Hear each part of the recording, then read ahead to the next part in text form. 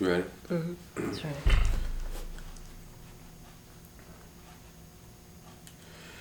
All right, so today, folks, we want to talk about, this whole thing about, auditing as it relates to typically police. There are First Amendment auditors, second, third, fourth, and even fifth.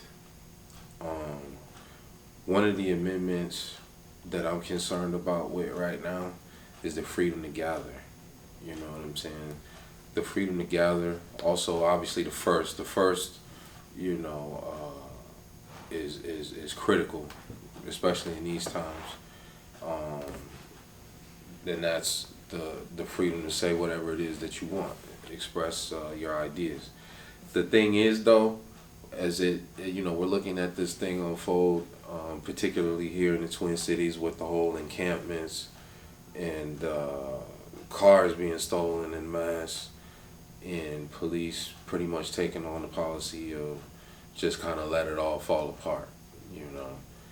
And in some ways, obviously, that's better than criminality and tyranny, uh, but it opens people up to another way of living, and that is governing yourself with the understanding that the police, the state, are not going to be there to protect you, are not going to be there to serve you and service you the way that they should, as it relates to enforcing your property rights, your right to self-defense, um, your right to life, liberty, property, and the pursuit of happiness, right? They're just simply not going to do that. For some of us, like myself, that comes as no surprise. That's always been the case from the beginning. And for others, that's a fairly new phenomena or event, and you just simply don't know how to conduct yourself. Or there are some younger than myself who no one has ever really told you. And I'm here to tell you that that is the reality. You're responsible for your own life. You're responsible for doing whatever it takes to advance yourself and your agenda. And as it relates to governing yourself and dealing with law enforcement, things are going to be situational and highly situational and highly individualized, right? Ethnicity is a part of it. Social status, social class is a part of it. The type of vehicle you're in, the particular zip code, location, the time of day, and you, as the one who's in that situation and who's the more vulnerable of the two parties, you have to be aware of that, and you have to govern yourself and act accordingly. Accordingly meaning you come out on top. You come out with your interests having been met.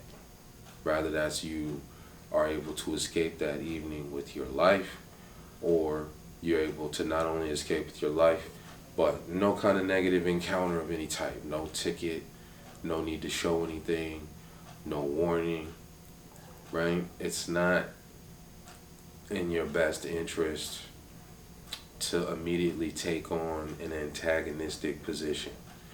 When those people come up to your car, they're already nervous.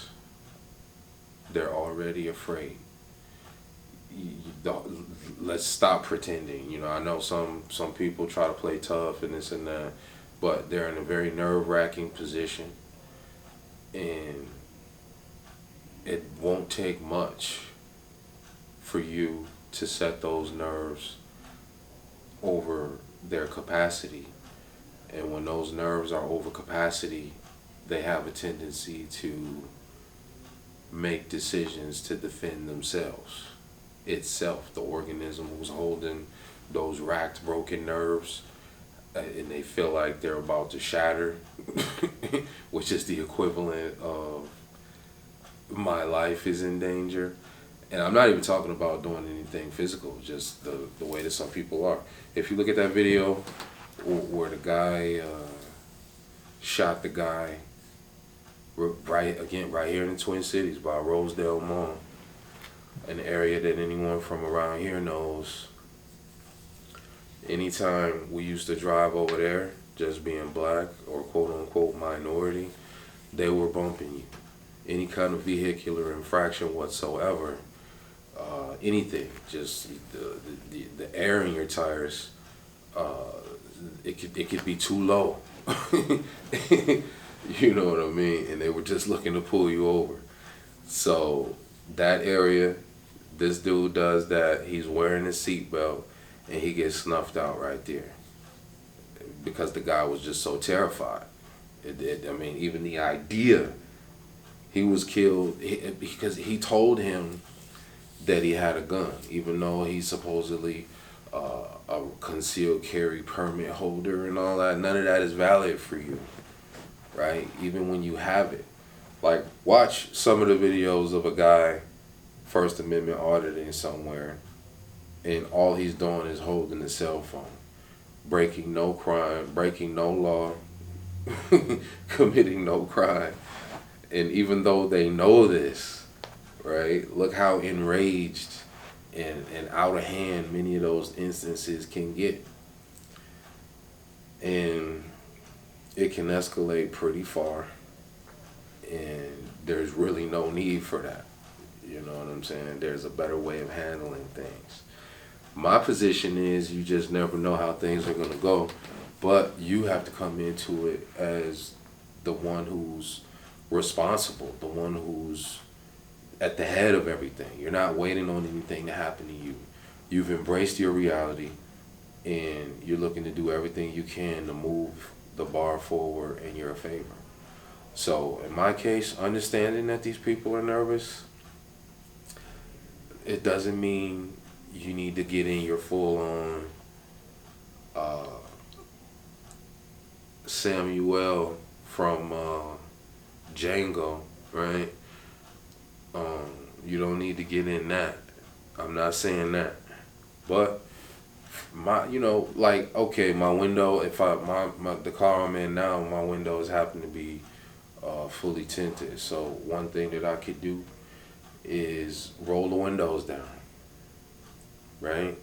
Because I know in his head he doesn't know what's in there, and he has demons in his own head about the things that could possibly be in there.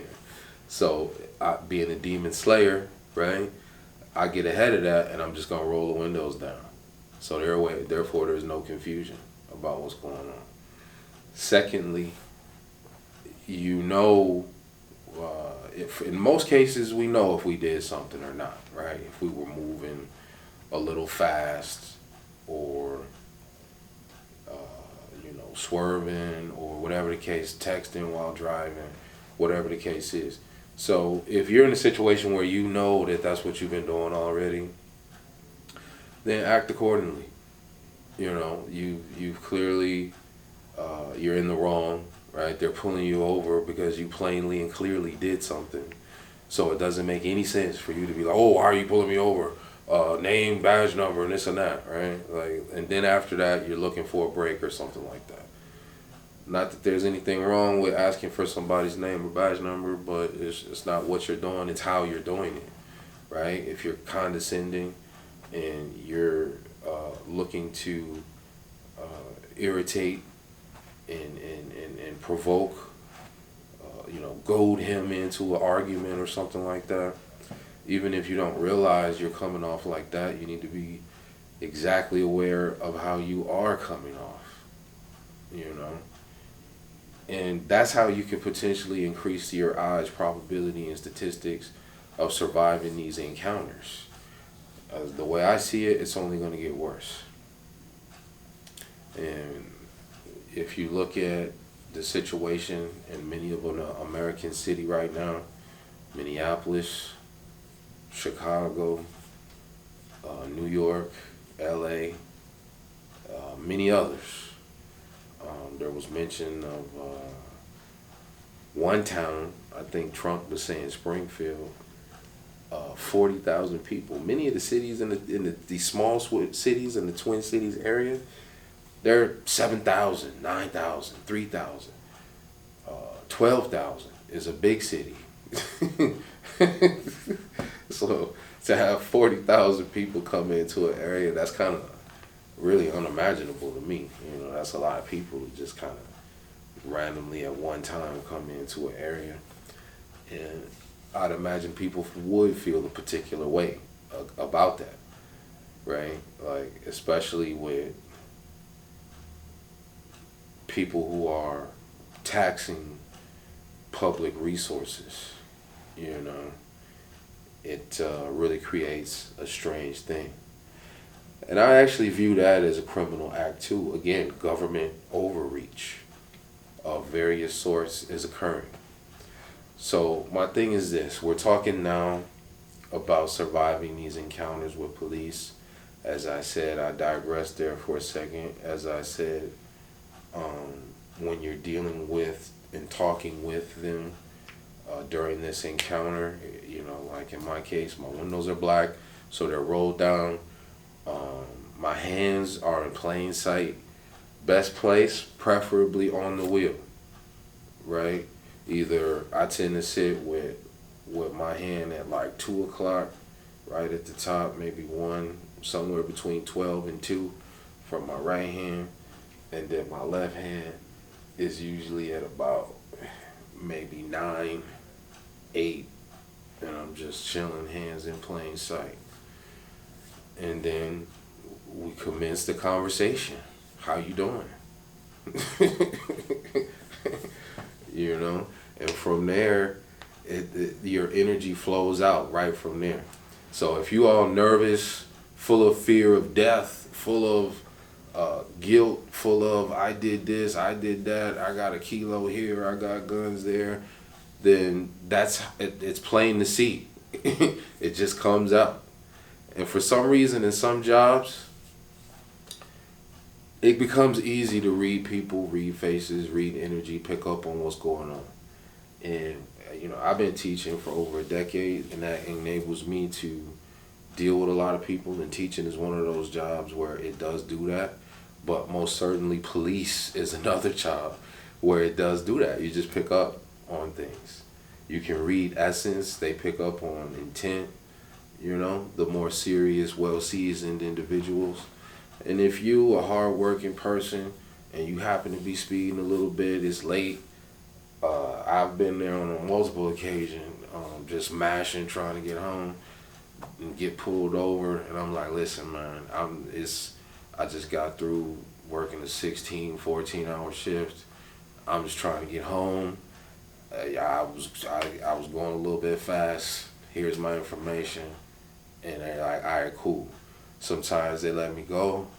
Sometimes they didn't. But anytime, if they didn't let me go, they've always at least said, well, I wrote you at going 55 and a 50.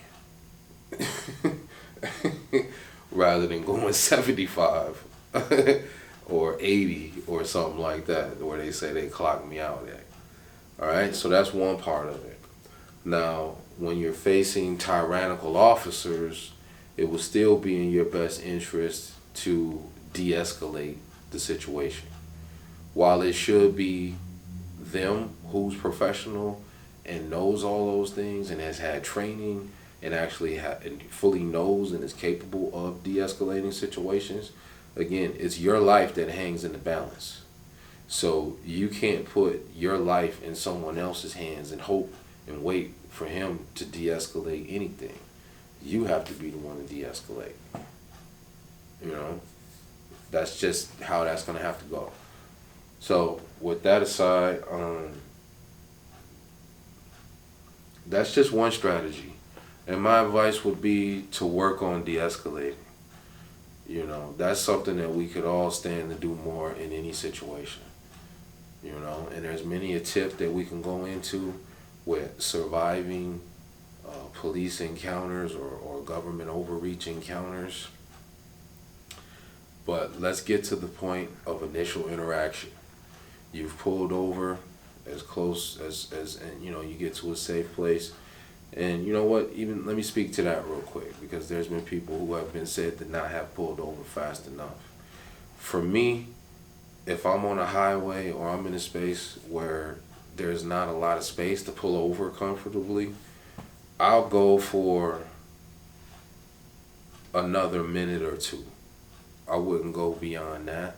But I'm also not going faster necessarily, right? Like a indicator that you're getting it is to slow down rather than to speed up, even if you know that you still have some time to go before you want to pull over and you feel like you got to a safe space. Slowing down, even though you're continuing to drive, is an indicator that you intend. And then also signaling, right? Simple as that might sound, signal that you're pulling over to the right, right? But you're just continuing to drive some before you get to a spot that's reasonable for both parties. All right, and so you've done that. You get to your initial encounter, hands in plain sight, either both at 12 or somewhere on one hand between 12 and 2, and another hand between 9 and 11, and you're somewhere in that zone, and you start off with initial contact. Hi, good evening, good afternoon, and you say it in good spirits. You don't say it with an attitude. You don't say it in a condescending manner. You don't say it in any way that's indicative of you're looking for confrontation. You're looking to make an issue. You don't need to kowtow and step and fetch and oversell it, but you do need to be cordial. You do need to be decent, and you do need to be respectful. And you can expect the same in return. All right, so there that is, folks, and we'll get to more of those at some other time. Until then, stay safe.